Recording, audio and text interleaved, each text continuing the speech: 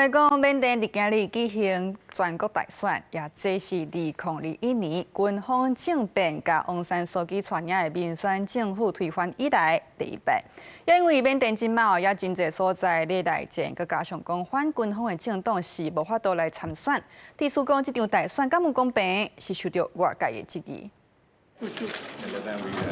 缅甸军政府领袖敏昂莱对着镜头电视杯仔的墨水，佮公开讲，这是一场自由佮公平选举。缅甸22月2日展开2021年政变了后头一摆大选，除了军方高层出现伫投票所甲首都奈比多，有民众透早6点外就来排队投票之外，其他地区的投票状况就显得真难产。发生社记者观察，像大城强江、苏雷塔附近的投票所，有的时段记者甲选务人员都比选民较侪，因为缅甸长久以来继续内战，多数由反政府军控制区域，甲爆发激烈冲突的地区，民众拢失去投票权。像缅甸掸邦南部的贝贡甲西部的玉溪邦等地，都完全封排除伫大选以外。你到背啊咯，对面就是这些漂亮的人民嘛，都说安那地面对不对？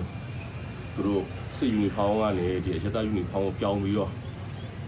အဲ့လိုအာဏာဆုတ်ကန်ဖို့တဲ့သူတို့ကဒီရွှေကောက်ပွဲကိုဘာလို့လဲဆိုတော့ဒီရွေးကောက်ပွဲပြီးသွားလို့ရှိရင်လည်းကျွန်တော်တို့ပြည်သူတွေနေထိုင်တဲ့ဒေသတွေကို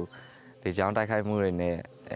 ကြမ်းဖက်မှုတွေလည်းဆက်လက်ရှိနေအောင်မယ်လို့ပဲထင်မိပါတယ်ဟုတ်。 缅甸军政府将这场选举宣传做中反民主的一步，也过事实上，依法联合国人权事务高级专员批评，选举是伫暴力甲镇压的环境之下进行。因为选举进程，当局引用一条刑法，逮捕2名外名批评当局甲这场选举的人士。这摆大选分做3个阶段投票，分别是12月28、1月11甲1月25。也过计票甲结果发布的时间并无公布。公司新闻洪如梅编译。